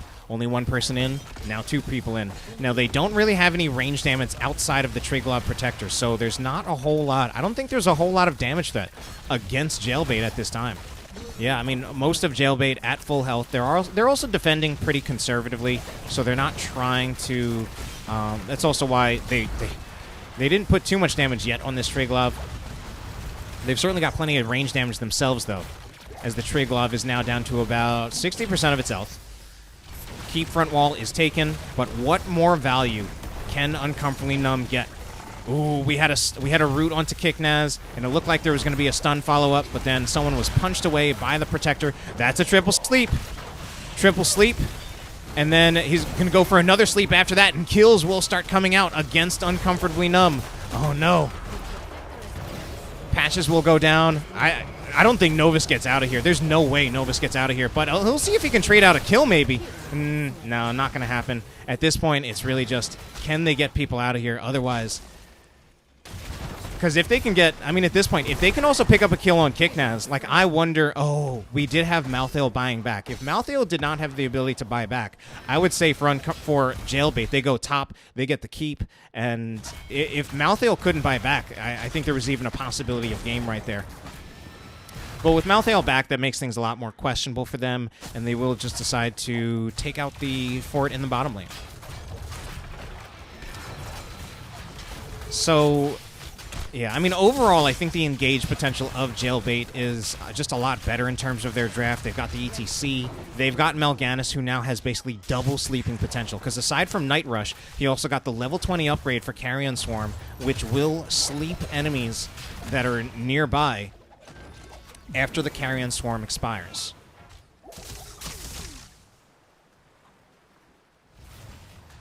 Ooh, Pilot of Earth looking to get this support camp by himself.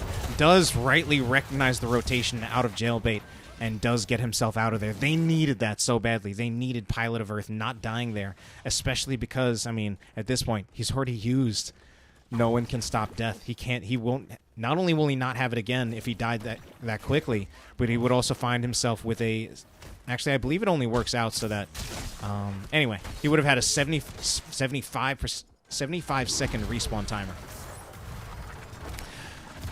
Okay, it does look like turret will be stolen by Uncomfortably Numb, though. And, man, we have quite a standoff at the moment, though.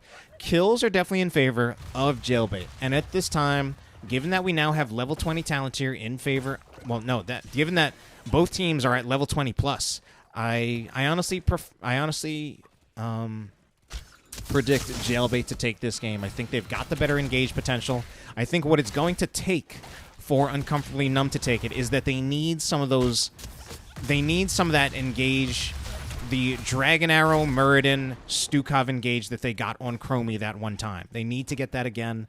They need to see if maybe they can get... It's honestly... But with that combo, it's hard for them to get more than one on it, because Muradin can really only do his engage on 2. Especially considering he didn't even go rewind. He went for hardened shield, so he's focusing on not dying rather than harder engaging, which also strikes me as a little bit odd. So they're going to start to put some pressure on this, but oh no, there it is. I think this is the engage, unfortunately for them. I think this is the winning engage for Jailbait. Kicknaz probably goes down here. Novus is committed to staying in there. So Novus absolutely dies. Meanwhile, Malthael is able to wait long enough that he has No One Can Stop Death again, but there's still the death onto Novus.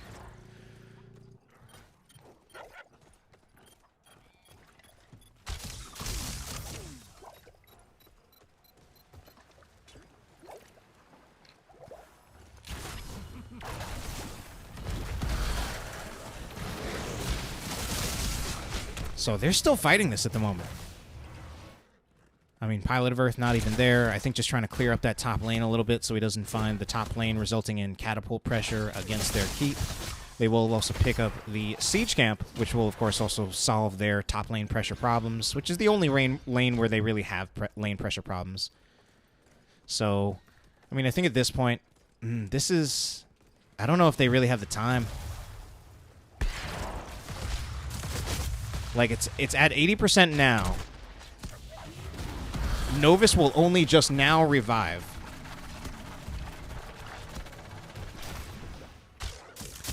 And they won't contest it. I was wondering if they were going to just try to have Muradin put a foot on it, but they won't. So now they've just got straight up got to defend against this. Or can they do what Jailbait did and just find an engagement past the Protector? We've got Deckard, we've got Greymane. These would be their targets. Ooh. Patch is already committing the Lurking Arm. Dragon Arrow is ready, so it could theoretically happen at any time. Stukov, I do have the talents shown, but we'll take a closer look just in case it's hard to see. Stukov did not go Root. He went Lingering Spine so that Lurking Arm persists for just a little bit longer. I don't feel I actually see that talent very much.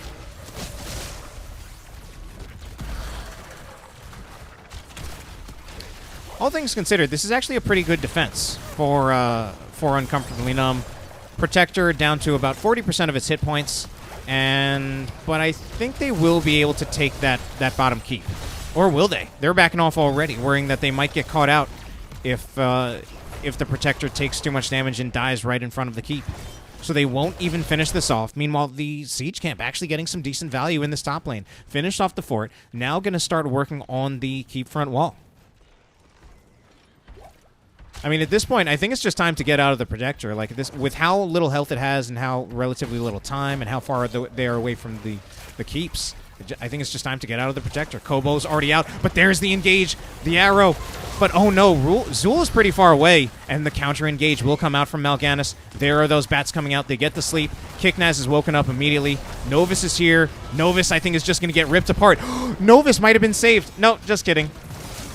It was calculated. They knew what they were doing. A mosh pit, meanwhile, going on by Chthon. But it's Kiknaz there. Kiknaz, especially with that hardened shield, he's going to be incredibly hard to kill. If Kiknaz can stay alive here, it's still actually looking pretty rough for him. He's trying. He might just go down. There's so much CC, and they finally managed to pick up Kiknaz. I was going to say, especially if they could keep Kiknaz alive, I feel like they could really keep this game going. This game is already going on a little bit too long, though. Longer than I would have liked. Unfortunately for Uncomfortably Numb, with that kill onto Muradin, that means it's an easy bottom keep take by Jailbait. And it looks like they're even going to position to see if they can finish the game here. Need to make sure they don't get pushed back by the fist from the core. Members of Uncomfortably Numb, they have to defend as 3. And soon, permanent shields are nearly gone. Zul is still waiting another 5 seconds. This just might be it. And even if it isn't, it's going to be a very close call. I think this is it. Fragastellar, I mean, we've got a full health Greymane here. It's going to take some miraculous plays here for this core not to go down. Chthon does go down, but so does the core. And that will be Jailbait, finishing this series 2-1. Looked a little bit shaky for them. But in the end, this is the first time in the past 3 series where the team that I favored to win actually does take it in the end.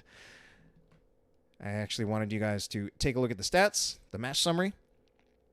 Here we are. Here is our match summary, as we do see 14 to 16 kills in the end. And in the end, I do still feel that the engage potential out of the draft from Jailbait was honestly just a lot better, and I think they really just had the better team fighting draft.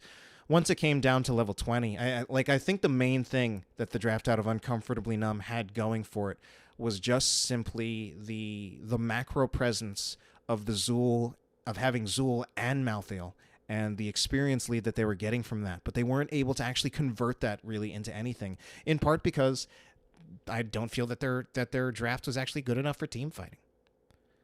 And outside of really having like a strong talent share advantage, and they just didn't, like, it really needed to be like when they had like 20 to 19, they literally needed to like win the game off that, and they didn't. And once they didn't, that really opened the door for the superior team fighting draft from Jailbait to win the game.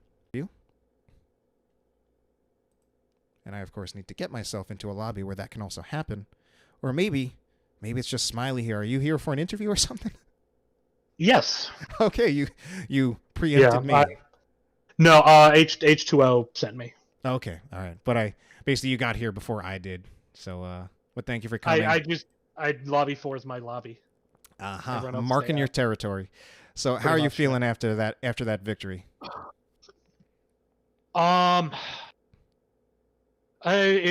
Tired, certainly. Me too. It's a tough set. Game one, I think we just threw really hard, and we were trying to recover. Decided to change things up. I went with, we went with a little bit of a different comp. We haven't really done Nano Boost Jaina. We haven't really done double tank, but with wave clear not really mattering much on Volskaya, we figured if we could just basically sleep them repeatedly over and over and over again, we might get some kills, and we did. So Yeah, the double tank on Volskaya, that surprised me quite a little bit. I don't see that very often unless it's like a stage dive ETC, but you guys didn't go with that. Instead, it was more so the Mal'Ganis in the off lane. Kind of why was that? just unkillable. We had a problem where we were dying a lot, and so we found a solution to that problem was to just pick heroes that don't die. And despite that,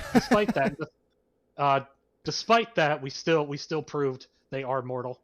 But no, Of course. it was a tough set. I mean, Uncomfortably Numb, they're a team that, probably this season hasn't gone the way they wanted, but they're still a really good team. I mean, they've taken games off Tiny Dancers, and we're coming off a loss last night to Roomba rotation. So I would say game two was a lot just about mental recovery, a lot about not trying to take things, because game one we tried to take things that we didn't really have business taking. Right on, right on. I mean, it certainly looks like you guys are having a pretty strong season here. I think by now, with this win, I think your overall record is something like 9 wins and a single loss. Although I think that includes the match record, yeah. Match if record, you include the forfeit, yeah. Yeah. We don't have a lot of dominations though, so we're working on our consistency every week. Just trying to get better in that respect, trying to cut down on some of the mistakes we've been making. And so, given that you're obviously certainly you looked a lot stronger going into this, at least by the statistics. What were you guys thinking going into this series, especially Uncomfortably Numb, not quite having like as strong of a season as you guys? Did you think it would be as challenging as it was going to be? Did you prepare for it? It's our schedule's backloaded. Like, you look at, our next 2 games are against Tricky Gooses and Tiny Dancers, either number 1 and 2 or number 1 and 3. I don't know if Tricky Gooses has jumped us since our loss to Roomba. We lost to Roomba too, so I consider us, Roomba, Dancers, and Tricky the top 4 teams. So all our statistics are before the Roomba game. All right. So all right, they're misleading just because of an easy schedule relative to Uncomfortably Numb. True, and they've still got a lot of games left to play. I think this was They're only a good team. They're really, really hard to draft against because we had. I mean, they have 5 flexes effectively. Yeah, they even told me like that they don't have, like, we had someone come into the chat say like that they don't really have fixed roles. What did you think of their Malthael Zool draft? What did you guys think about that, and what was it like to play against it? Well, we actually picked Zool on Volskaya last night, thinking like, yeah, it's Zool, he's OP against Roomba, and what we found out is that if Zool can't actually engage because of tons of CC, then he's not gonna do anything. And basically, we just kind of baited them in. Mal'Ganis would then use, especially post 20, uses sleep to just ward off the enemy team, and we just turned on the Zool. That was the play, and we made it work. I mean, the double tank certainly countered it quite a lot. It just wasn't getting value, which was the goal. Yeah, and I think part of, certainly as I can see it from kind of bird's eye perspective, the Zool Malthael gave them a lot of macro advantage, and there were definitely times when they had leads and experience both going into level 10 and level 20. But I think when it came down to it, like if they didn't capitalize hard enough on that, you guys definitely had the far stronger team fighting draft with all that CC and initiation. Yeah, and Ruby's is hilariously busted. Like that first objective. Right, I remember that one. Mal'Ganis got like because I hit like a 4-man Ruby, so he went from like 5% to like 80%. Yeah, I remember that. I remember. It's just Ruby's is busted and it needs to be nerfed. I know the exact moment like you're talking about. Yeah, I remember that exact I moment. don't like playing Deckard. He's not fun. Too easy. There was actually some discussion in the channel like, yeah, Ruby's good, but then you can't really make as much use out of Emerald and I mean, Sapphire. yes, and I really wanted to come up with every reason in the world why Not Ruby to pick wasn't Ruby? why Ruby was not busted, because I liked the playmaking of shielding potions. Hmm. But Ruby, like, if someone is being dove on by a melee and you can always hit Ruby because there's no cooldown anymore, and then that actually does more healing than the shielding potion by like more than 5x if they get all 3 potions My God. on just a single target Ruby. So it's broken. They'll nerf it again. But until then, All right, very Yeah. good. So what do you think the playoff picture kind of looks for you guys? I know I did kind of follow you guys a little bit in the Yeah. Legendary Cup in Heroes Lounge, and I know there you guys made it to the playoff bracket, but weren't able to take it all the way. What do you think your Oh chances well, are? we didn't play in the playoff bracket. Oh right, sorry, I remember that now. It was Memorial Day You're weekend. right. You're right. I forgot about that. I remember now that you guys were actually the Um, team that qualified, but then didn't go in. Yeah. And then it was Yeah, better than bots. I mean, we have people with kids and stuff, so Fair Saturday enough. afternoons are rough. I mean, from the playoff picture, like I said, I think the top 4 seeds are going to be some combination of Tiny Dancers, Tricky Gooses, us, and Roomba rotations. From there, I would say it's just going to come down to I would expect those same 4 teams in semifinals. So it's just we're gonna need to play better, because we kind of got schooled by Roomba rotations, and we're gonna try to get better. We're gonna try to learn some things from Tricky Gooses and Uncomfortably Numb, and then just do the best we can. I mean, obviously, we think we have a team that can win Division B, but I think there's 3 other teams in Bs that can win Division B, and then there's Caffeinated Knights in B West. So, And at this point, well, I think at least my understanding is the NGS finals are a little bit more flexible. But I'm just asking, we can count on you guys to be able to partake in the playoffs this time, right? yeah. Good. They don't do that silly thing where they're like, oh yeah, you just have to give up an entire Saturday. It's on a just 3-day one weekend. particular day, right? Yeah. So, All right then. Well, I think with that, I'm gonna wrap this up by just throwing the floor to you for any final comments or shout outs you want to make. yeah, shout outs to the team. We recovered well from game 1. Game 1, we were kind of kicking ourselves after. So we recovered well. They trusted me to break out the Ana, which I really haven't broken out this season, at least in NGS. I mean, I play it a ton in Storm League, but so they trusted me to do that, so thank you for that. We recovered very well, and we're getting there. Shout outs, of course, to you for casting, and Thank you. and for everyone at NGS just keeping this weird little community going. All right then. Thank you so much, Smiley, And obviously, or shout DB outs Smiley. and shout outs to Uncomfortably Numb. They gave us some really good matches. Very, very nice. All right, very good. Thank you, Smiley, and have a good night. All right, take care.